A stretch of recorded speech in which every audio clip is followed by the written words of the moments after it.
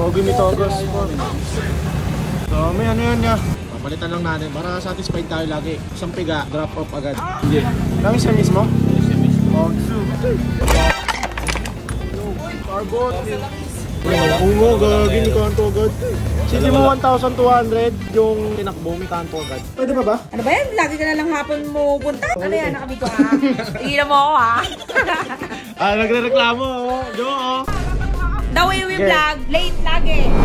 Yo guys, what is up sa inyo? Kamusta kayo lahat? Sana ayos lang kayo dahil ako ayos na ayos ako ngayong araw na to. Alright. So kung napanood yung vlog natin kagabi, umakyat tayo ng Jariels. Tapos yun, nalobat tayo guys. So syempre, modified na yung engine natin. So kailangan natin magpalit ng battery. Wait, pakita ko sa inyo guys. So ito ang battery natin, okay? Yan. Max Squared Technologies. Okay. So para dito sa NMAX V2 natin. So ayan. Tapos magpapalit na rin tayo ng center spring tsaka clutch spring. Ayan. 1.5. Tapos 1.5 CRP. Nice. Gagamitin natin. Tapos MTRT na flyball. Straight 10. Okay. So punta tayo doon sa Jawo Moto Shop. Okay. So tara. Alam mo na tayo sa editor natin. Mini boy. Ito na ako ah. Ikaw na bahala dyan. Oo. Sige. Edit mo to ah. Pag-vlog natin to. Okay, okay. Let's go, let's go. Ay, teka. Bago tayo umalis. Tingnan nyo guys ha, tingnan nyo. Oh. Ayun na idle natin. Ay ano, wala pang idle yan, hindi pa nakastart. Diba? Mababa yan, 12.1. Ang sabi nila dapat nasa 13. So, pag in-start natin, diba? Kakaba-kaba ako pag in-start natin kasi hindi natin alam kung i-start ba siya ng one click or hindi. So, ayaw natin na aberya. Kaya, yun. Pupunta tayo sa Jawo Moto Shop para papalitan yung battery natin. At magpapalinis na rin tayo ng panggilid. Okay? Let's go! Yun guys, bali ngayon kasi mag-holiday. So, early out ata sila ngayon. Lolokoyin natin sila sa loob. Sabihin natin, magpapalit tayo ng kung ano-ano. Paano ko? Sira yung wiring. Hindi totoo yan. Okay, pwede pa ba? Ano ba yan? Lagi ka na lang hapon mo punta. Ano naman, tinan mo, kakagising ko lang. Kanina ka pa nag-chat. Oo nga, nakatulog ako. Ano yan? Nakabito ka? Iilan mo ako ha? Nagre-reklamo oh. Jo oh. Paano kasi? Lagi kang hapon mo punta. Dapat makawiring. Hindi, joke lang. Ano lang, tawag dito, CBT cleaning lang. Pag-perfect lang tayo. Kuya nga eh. Nagre-reklamo sila guys to. Sabi mo, the way we vlog, late lagi. Hindi, madali lang yun, CBT tsaka salpak lang yung battery. Sira yung wiring. Sabi mo, Hindi, joke lang yun. joke Panoorin mo lang sa vlog. Ayan, okay guys, sisimulan na ni Kuya Bray kasi maaga ata sila uwi ngayon.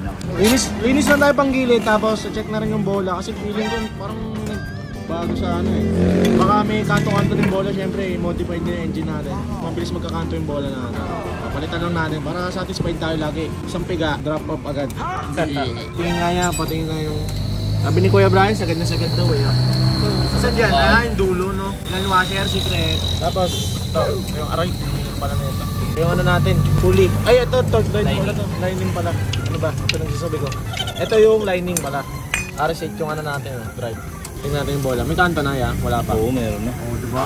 Makakapalit lang natin yan guys. Siguro mga 1,200 odo pa lang yan. Oo, nakaroon ng pilotan siya.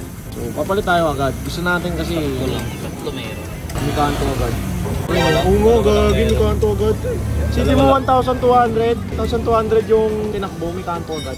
So, papalit tayo ng MTRT na bola. Straight 10, okay? Gogi ni Togos. So, may ano yan niya. Gear oil yan? Hindi. Lang isa mismo? Isa mismo. Oh, ang dami. Dati rin ganyan eh, no? Oo, yung nakaroon. Kaya sira yung woman yan sa loob. Carbot. Basta lang is. Dami guys. Ilan nilagay dyan? Makachinchun ko lang eh, 900. Ayun na guys, nakakabit na natin yung CRP na 1.5 clutch spring. Okay, tapos ito naman.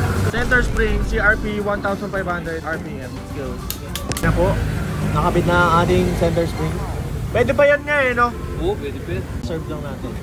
Tono ni Kuya Dan, tsaka ni Kuya Alan. Yan guys, yun lang naman, papakita lang natin paano nilinis. Tapos pati yung pagpalit natin, in-update ko lang kayo. Tapos check natin mamaya syempre. Check natin kung kamusta yung takbo, kung ayun, kasi may bukol na may kanto na yung bola natin. So nakaka-apekto rin yun sa sa top speed. Alam mo talaga? Oo, kasi hindi umikot ng maigi. Oh, di umikot na maigi, okay.